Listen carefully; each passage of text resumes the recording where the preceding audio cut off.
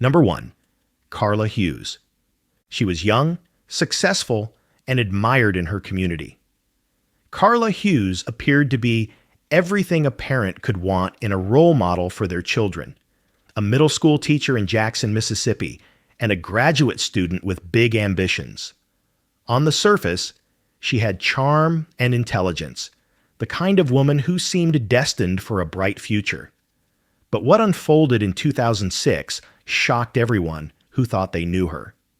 Behind the calm exterior was a storm of jealousy, obsession, and desperation that would end in 2 tragic deaths and a life sentence with no chance of parole.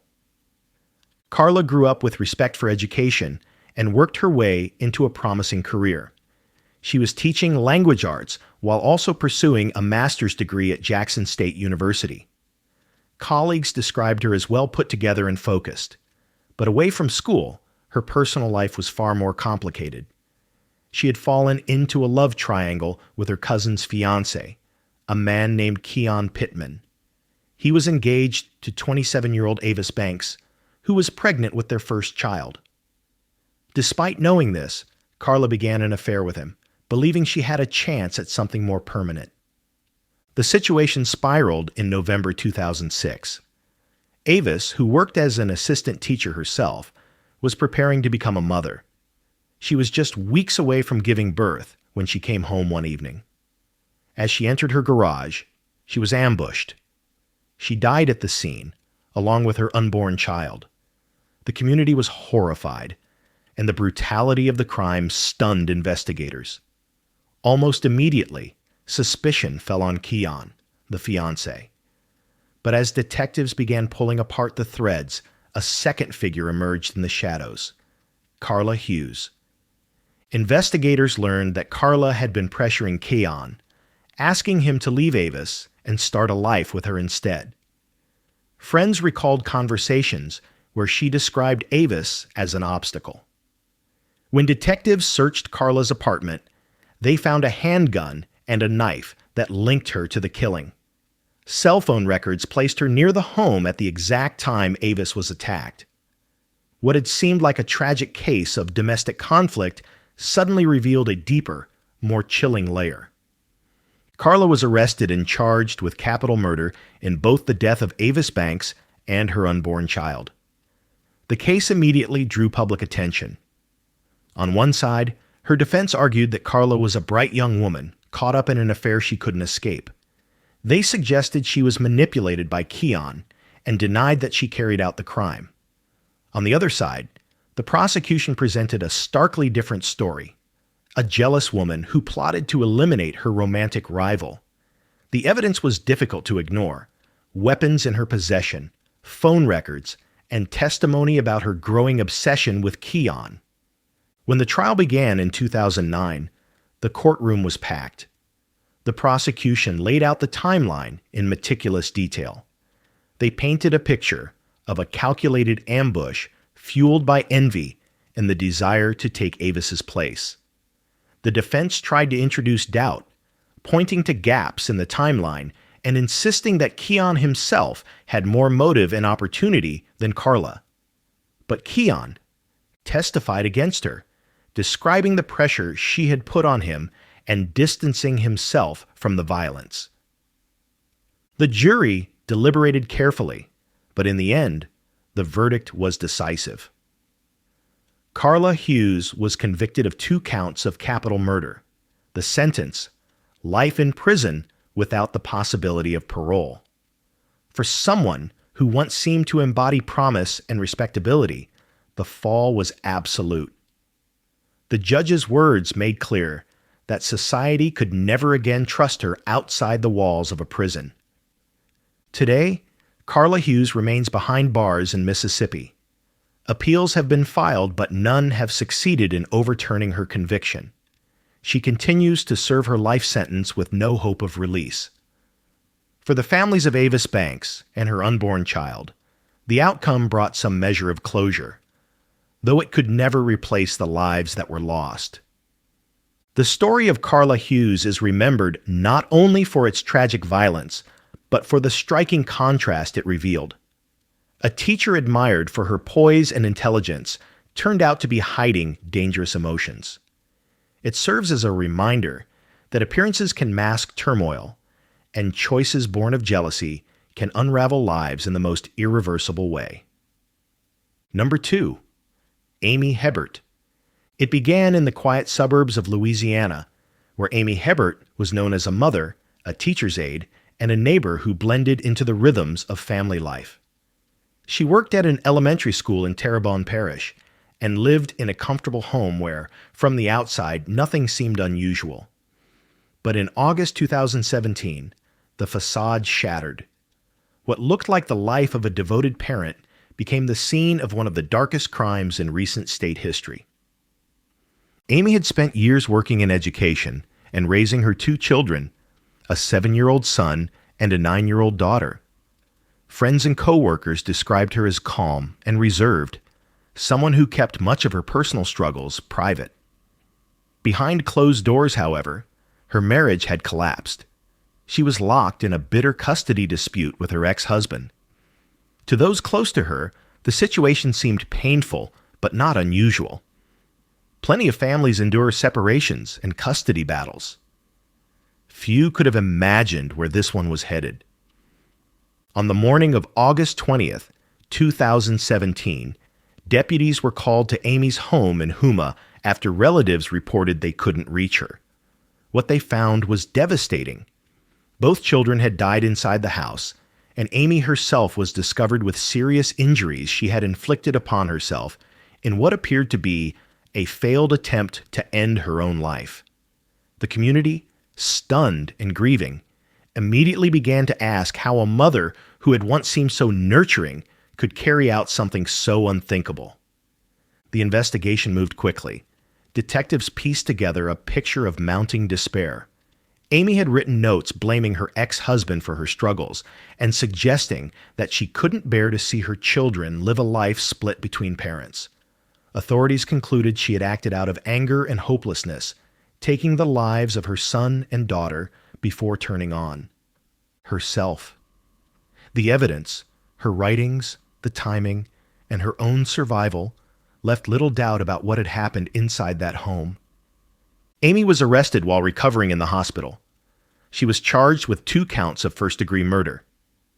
The case drew wide media coverage in Louisiana and beyond, with many struggling to reconcile the image of a school employee and mother with the reality of the charges she faced. Prosecutors prepared for a trial that would hinge on both the facts and the question of motive.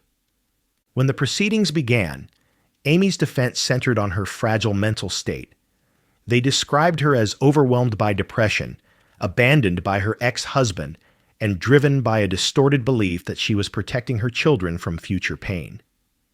The prosecution countered with the evidence: 2 young lives taken in cold finality, and a mother who chose an irreversible act instead of seeking help. They emphasized that, however deep her struggles, she had crossed a line that could never be excused. In 2019, the verdict was delivered. Amy Hebert was convicted on both counts of first-degree murder. The judge handed down the harshest possible punishment under Louisiana law: life in prison without the possibility of parole. She was led from the courtroom to begin serving her sentence at the Louisiana Correctional Institute for Women. The children's father, standing in court, wept as the judge made clear that Amy would never leave prison alive. Today, Amy Hebert remains incarcerated. Her name remembered in Louisiana not for the years she spent in classrooms, but for the nightmarish decision that ended her children's lives. The community has tried to heal, honoring the memory of the children while living with the reminder that their loss came at the hands of the person who should have protected them most. Her case is a stark example of how personal despair, when left unchecked, can spiral into destruction.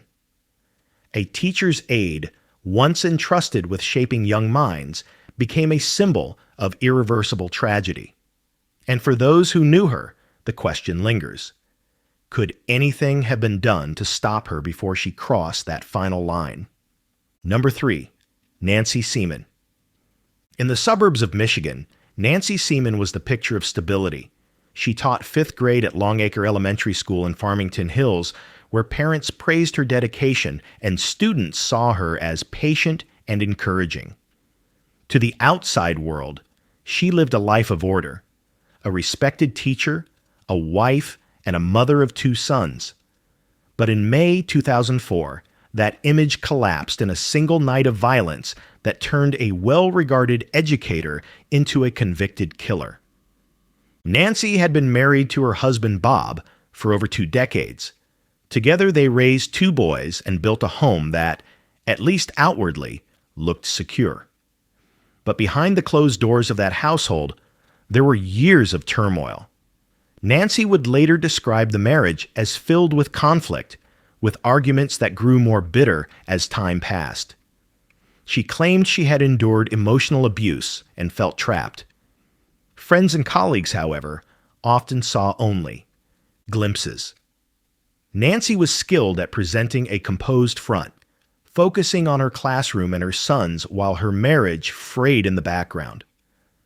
On May 10, 2004, everything came to a breaking point. The details that emerged in court painted a picture of a day that began like any other, but spiraled into deadly confrontation. At the center was a hatchet Nancy had purchased earlier that day. Prosecutors argued it was proof of premeditation. Nancy insisted she bought it to cut wood for home projects. That evening, after another argument, the fight escalated until Bob Seaman was killed inside their home. He died at the scene, and Nancy, instead of calling for help immediately, attempted to clean the area before ultimately contacting authorities. The discovery stunned their quiet neighborhood. Police found the evidence impossible to ignore: the recently purchased hatchet, blood traces throughout the house, and inconsistencies in Nancy's statements. She was arrested and charged with first-degree murder. The case quickly attracted attention across Michigan because of the shocking contrast: a longtime teacher now standing accused of planning and carrying out her husband's killing. When the trial began in 2005, the courtroom became the stage for 2 competing narratives. The prosecution argued that Nancy had grown resentful of her marriage and plotted to end it permanently. They highlighted the timing of her hatchet purchase and the deliberate nature of the attack. The defense, meanwhile, described years of domestic abuse and insisted Nancy had acted in self-defense during a violent confrontation. They called witnesses who testified about her bruises and emotional state, painting a portrait of a woman pushed past her breaking point. The jury deliberated over these conflicting stories. In the end, they rejected the self-defense claim and found Nancy guilty of first-degree premeditated murder. She was sentenced to life in prison without the possibility of parole. For her sons, who had to sit through the trial, it was a devastating outcome. They had lost their father and now watched their mother taken away in handcuffs. Over the years, Nancy has continued to fight her conviction. Her case has gone through numerous appeals, with advocates arguing that the jury failed to fully consider the context of domestic abuse. In 2010, her story even drew national coverage on shows that examined the question of whether she was a victim herself or a calculated killer.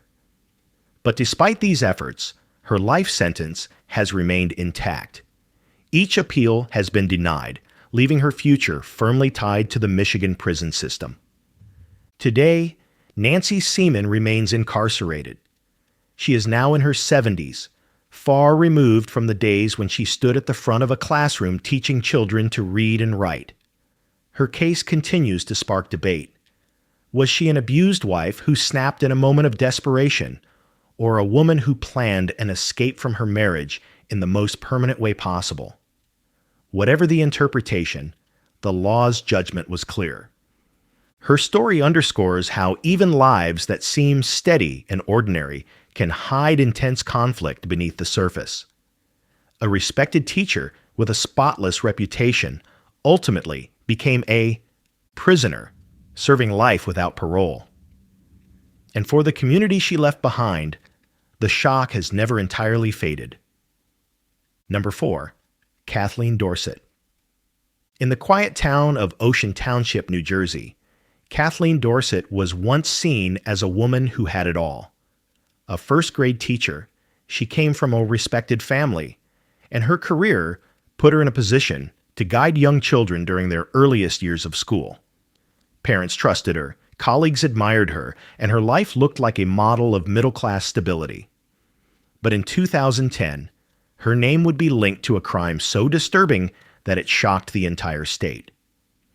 What began as a custody dispute ended with the death of her ex-husband and a courtroom scene that left her facing decades behind bars. Kathleen had married a man named Seaman Moore, and together they had a young daughter. By all appearances, the marriage had started with hope, but within a few years, it had soured.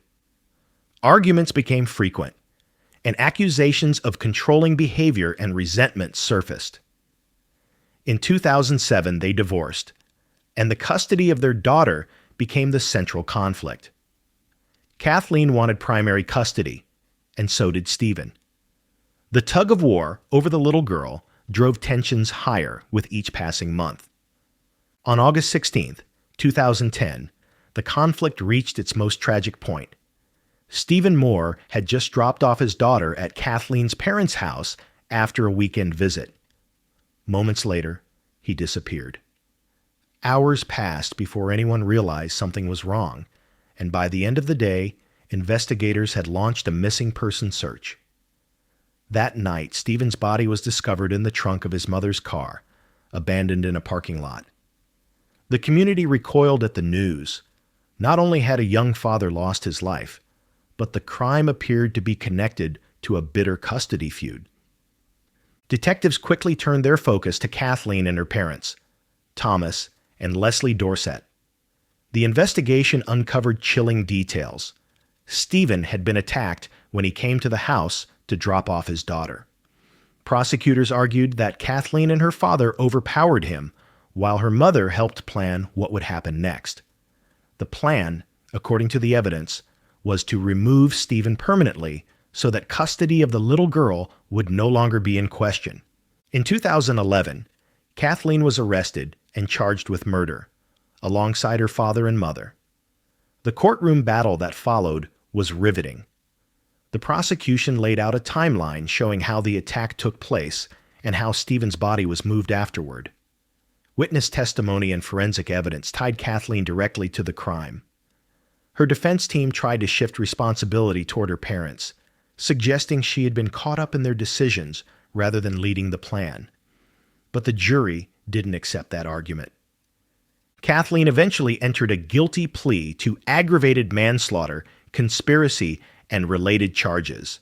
Her father admitted his role as well, while her mother pleaded guilty to conspiracy in exchange for a reduced sentence. Together, the picture that emerged was one of a family united, in a desperate attempt to control a custody outcome, and willing to go to unimaginable lengths to achieve it. The sentencing was severe. Kathleen received 58 years in prison, with no chance of parole until she has served nearly half a century. Her father, Thomas, was also given decades behind bars, while her mother received a shorter term but remained the part of the story. For Kathleen, the punishment meant she would never again see her daughter outside of prison walls. The very child at the center of the dispute was left to grow up without either parent in her life. Today, Kathleen remains in state prison in New Jersey, serving what is effectively a life sentence.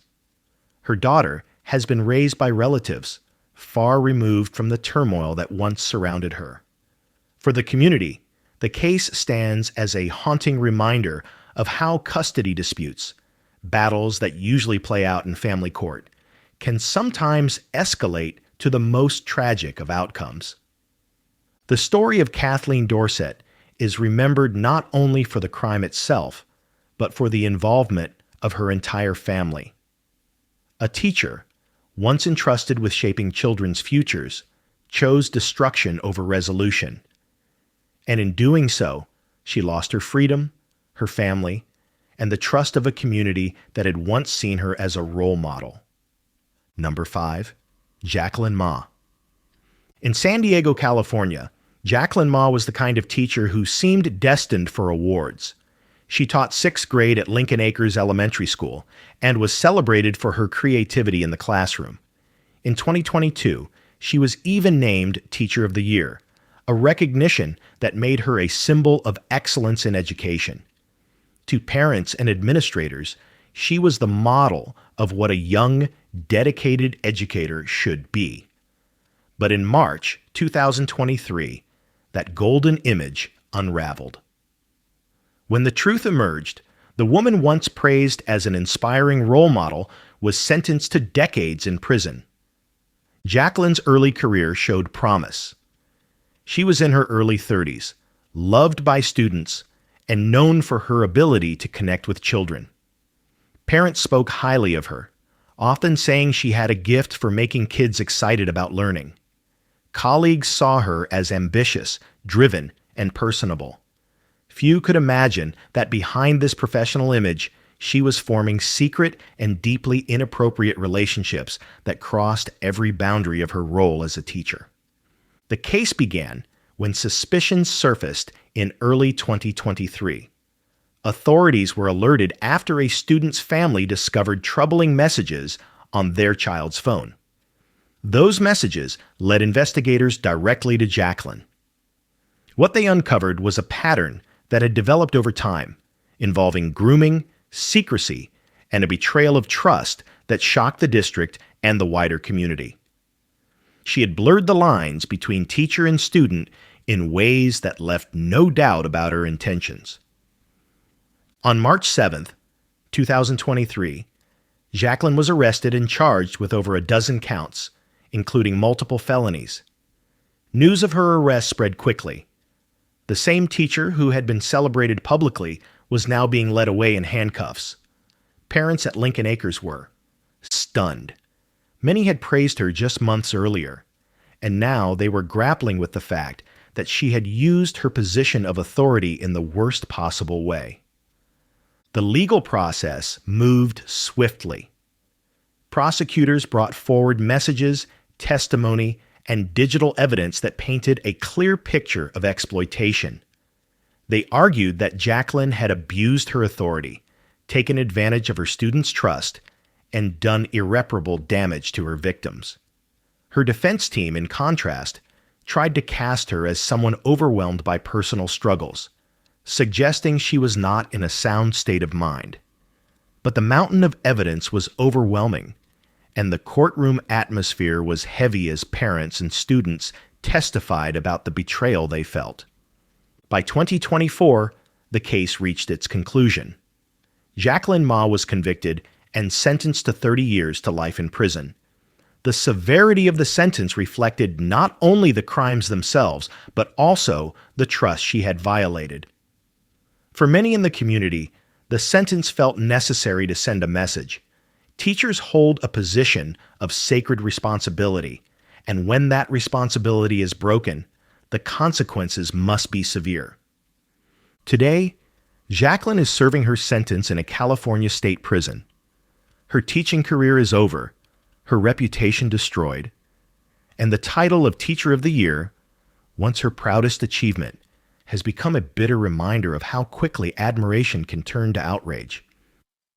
The students she once guided are left with memories of betrayal, and their families continue to grapple with the fallout.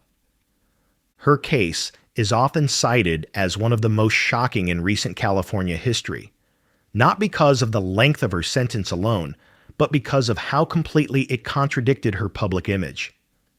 She went from celebrated educator to convicted felon almost overnight, a fall so steep it still resonates as a cautionary tale.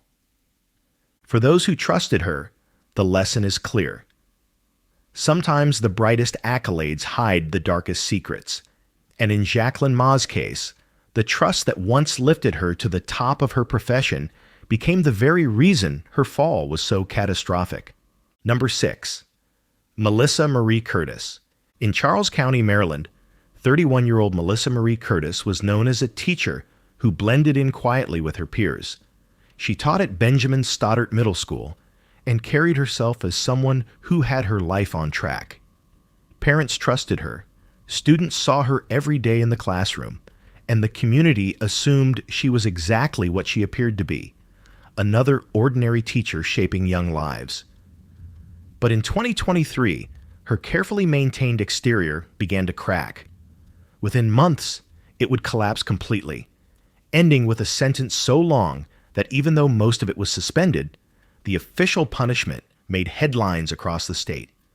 Melissa's background looked typical. She had earned her credentials, secured a teaching position, and seemed dedicated to her students.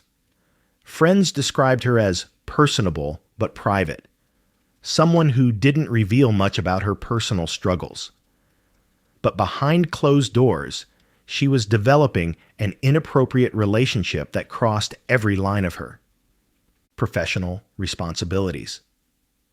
It began with small interactions, then secret communications, and before long, she had put her entire career and freedom at risk.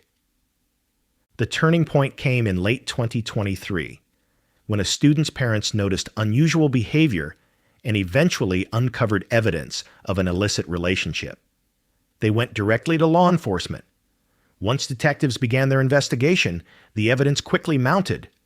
Messages, timelines, and testimonies pointed clearly to Melissa. What shocked investigators most was not only the breach of trust, but the methodical way she had maintained secrecy. She was arrested in early 2024, and the news shook the school community. Parents were outraged, students were confused, and administrators scrambled to explain how someone entrusted with children could cross such dangerous boundaries. The arrest report described multiple incidents, and prosecutors wasted no time pressing charges. Melissa was indicted on a series of counts, including charges of sexual misconduct with a minor. The weight of the case was heavy, and it attracted coverage across Maryland as another example of betrayal by a trusted authority figure. The legal process moved quickly. In the courtroom, prosecutors laid out their case with detail: the communications, the timeline, the steps she had taken to conceal the truth. They argued that she had knowingly abused her position as a teacher. Her defense admitted some responsibility but pleaded for leniency, pointing to her lack of prior criminal history and mental health struggles. The atmosphere was tense, with parents of the students speaking about the damage done and demanding accountability. In May 2024, sentencing arrived. The judge imposed a 30-year prison sentence, but with most of it suspended. Melissa would serve only 1 year behind bars, followed by a long period of probation and mandatory registration. Still, the official number, 30 years, was splashed across headlines, and to the public, it symbolized how severe her crimes were viewed under the law. For the victim's family, it was a partial measure of justice, even though many wished she would spend far longer in prison. Today, Melissa Curtis remains under state supervision. She completed her first year in custody and now faces years of restrictions that will define the rest of her life. Her career in education is permanently over, her reputation destroyed, and her name placed on registries that will follow her everywhere she goes. What began as a teacher with an ordinary life ended with her branded permanently for a crime that betrayed both her profession and her community. Her story demonstrates how even a seemingly small step across boundaries can spiral into devastating consequences. The official 30-year sentence, regardless of suspension, stands as a reminder of how seriously the justice system views the role of teachers. For those who once trusted her, the sense of betrayal will linger much longer than any official term on paper. Number 7, Jennifer Fichter. In Lakeland, Florida, Jennifer Fichter was supposed to be living her dream. She was a 29-year-old English teacher at a local high school, known for her energy in the classroom and her ability to connect with students. To her colleagues, she seemed bright and ambitious. the kind of educator who could inspire teenagers to care about literature and writing. But by 2014, her career and her future were in ruins. What began as secret communications with students spiraled into one of the most shocking cases in Florida's education system. And it ended with a prison sentence that would keep her behind bars for decades. Jennifer's background gave no hint of what was to come. She had grown up in Florida, earned her teaching degree, and quickly landed a job at Central Florida Aerospace Academy. Students described her as fun and approachable, and she enjoyed the admiration that came with being a young teacher close to their age. But the very traits that made her seem relatable also blurred the boundaries of her role. She began communicating with students outside of school hours, first through casual messages and then through exchanges that became far more serious. The situation unraveled in April 2014 when the mother of a 17-year-old student discovered suspicious messages on her son's phone. What she found exposed a full-blown inappropriate relationship. She reported it immediately, and investigators soon uncovered that Jennifer wasn't involved with just one student. There were three. Each of them had been drawn into the same pattern of secrecy and manipulation. Jennifer was arrested and charged with multiple counts of unlawful activity with minors. The story exploded across Florida news outlets. Parents who had once trusted her were horrified, and school officials quickly severed ties with her. Detectives discovered that she had carefully concealed the relationships, often meeting students late at night in secluded places. The level of planning made it impossible to dismiss her actions as a momentary lapse. As her case moved into the courtroom, the scope of the charges became overwhelming. She faced 37 counts in total, and each carried the possibility of years in prison. The prosecution built its case around the repeated nature of her actions and the deliberate steps she took to avoid detection. They emphasized that she had abused her position as a teacher and inflicted long-term damage on her students. Her defense team urged the judge to consider her mental health struggles, describing her as someone in need of treatment rather than decades in prison. In 2015, the verdict was delivered. Jennifer Fichter pleaded guilty to all counts, and the judge imposed a sentence of 22 years in state prison. The decision sent a strong message across Florida. Teachers who abused their authority would face the harshest penalties the law could impose. For the families of her victims, the outcome brought relief, though it could not undo the harm already done. Today, Jennifer Fichter remains incarcerated, serving her sentence at a Florida state facility. She will not be eligible for release until well into the 2030s, by which time she will be in her 50s. Her case continues to be cited in discussions about teacher misconduct because of the sheer number of charges and the length of her sentence. Her fall from admired young teacher to convicted felon is a reminder of how quickly lives can unravel when boundaries are crossed. Jennifer's story resonates not only because of the severity of her punishment, but also because of the way she squandered the trust of her students, their parents, and her profession. She once seemed like a role model, but her decisions erased every trace of the promise she once held. Number 8, Brittany Zamora. In the desert suburbs of Arizona, Brittany Zamora was supposed to be a rising star in education. At just 27 years old, she taught 6th grade at Las Brisas Academy in Goodyear.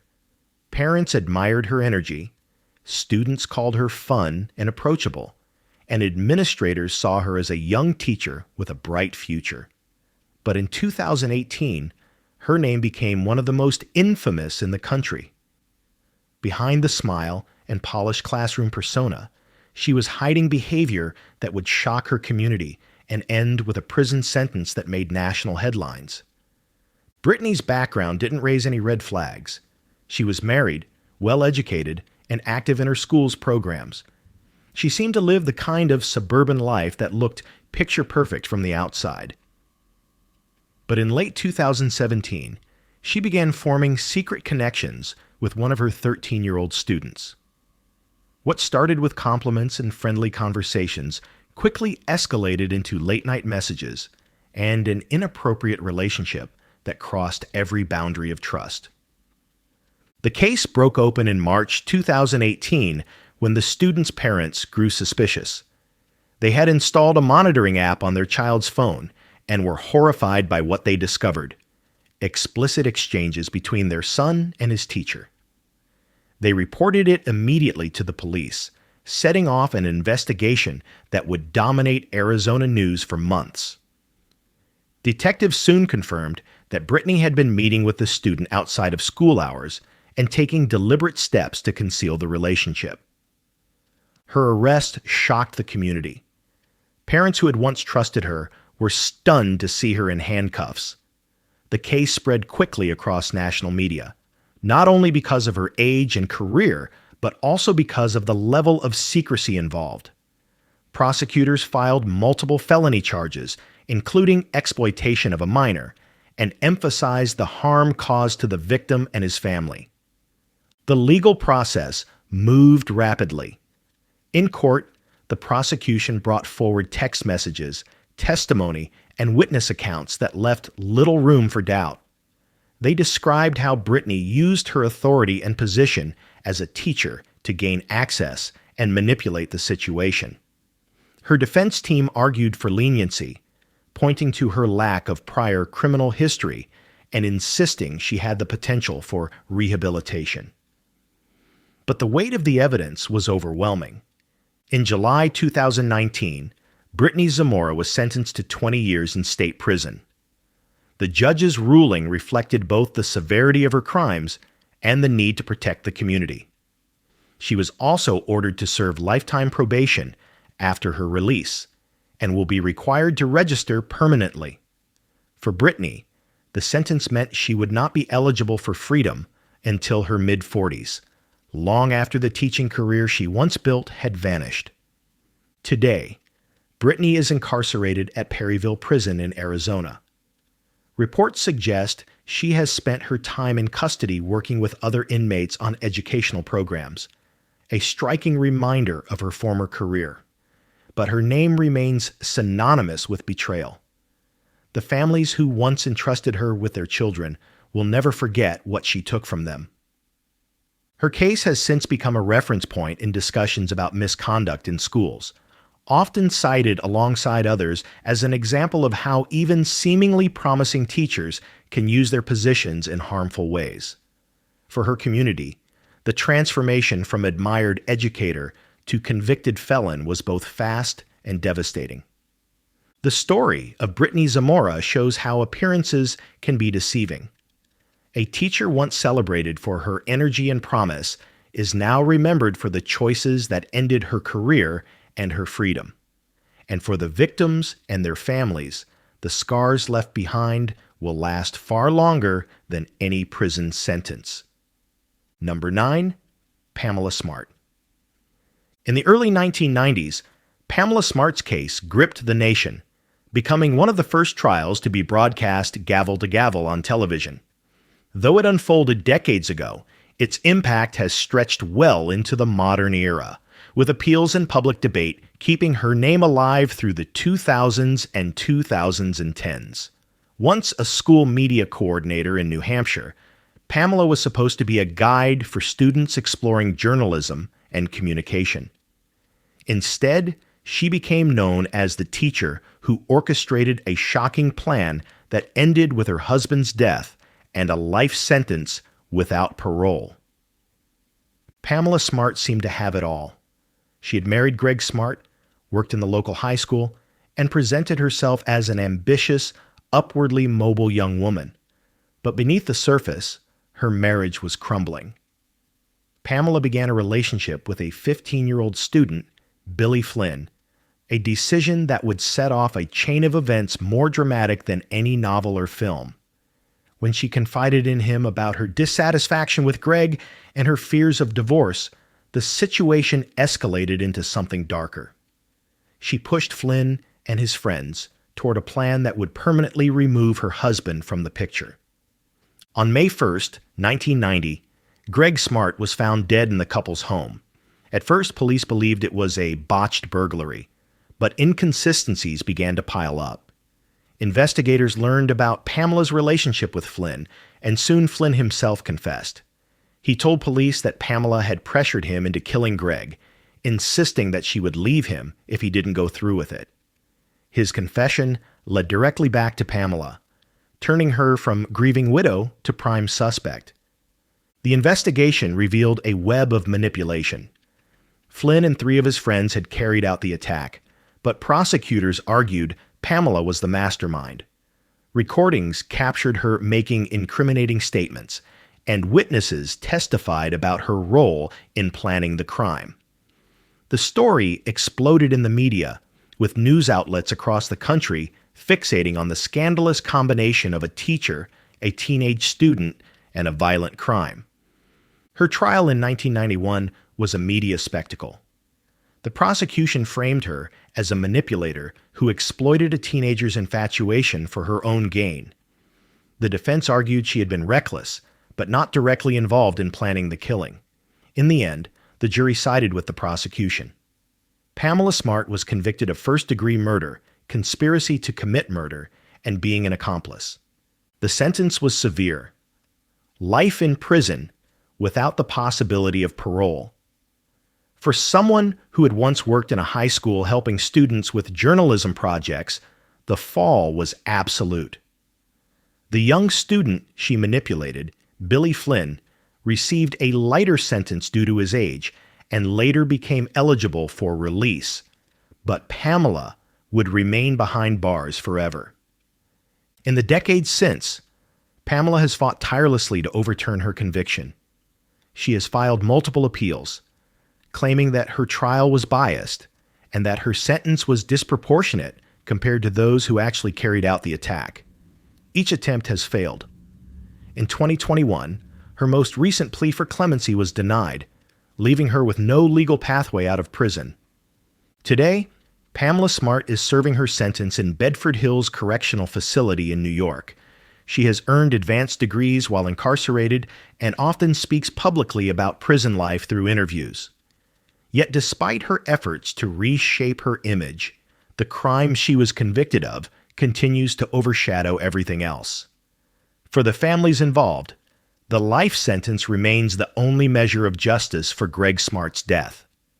Pamela's story is remembered not only for its sensational trial, but for what it represented: the collision of authority, manipulation, and betrayal. A school staff member who once held influence over students used that power for destructive ends. More than 3 decades later, her name still stands as one of the most notorious examples of a teacher figure crossing every line and paying with her freedom for the rest of her life. Number 10. Mary Kay Letourneau. Few cases in American history have generated as much controversy as that of Mary Kay Letourneau. A teacher in Washington state, she went from being an elementary school instructor and mother of 4 to one of the most infamous figures in the country. Her name became synonymous with betrayal of trust, scandal, and a lengthy prison term that permanently changed the way the public viewed boundaries in the classroom. Mary Kay was born into a politically connected family in California and later built a career as a teacher in Burien, Washington. She was married with children and lived in a suburban neighborhood that seemed almost idyllic. Parents saw her as devoted, creative, and invested in her students' success. But in 1996, her carefully maintained image unraveled. She crossed a boundary with one of her 12-year-old students, igniting a chain of events that would dominate headlines for years.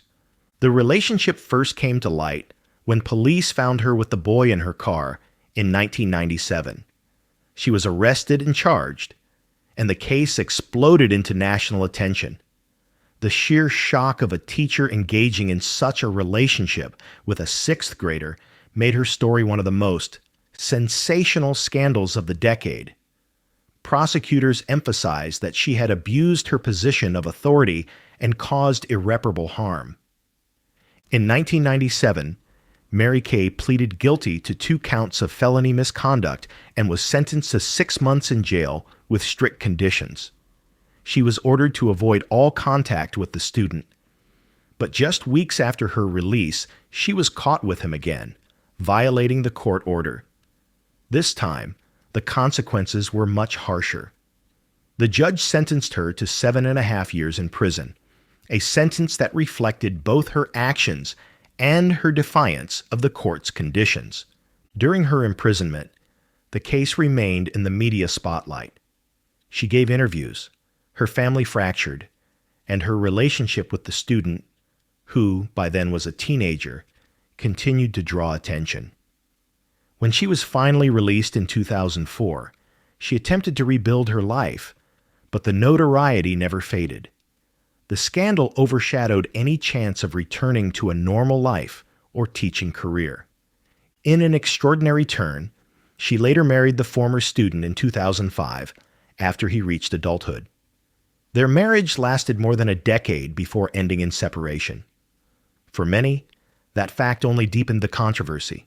A teacher once entrusted with children had turned one of them into her partner, further blurring the line between victim and spouse. Mary Kay Letourneau's case remains one of the most discussed teacher scandals in U.S. history. She was never sentenced to life like some of the other names on this list, but the combination of media frenzy, repeated violations, and the collapse of her career cemented her place in the public consciousness. She passed away in 2020 after a battle with cancer, still remembered less as an educator and more as a cautionary tale of broken trust. Her story closed an era, but continues to serve as a warning. When authority is abused in a school setting, the fallout doesn't just destroy a career, it reshapes lives forever.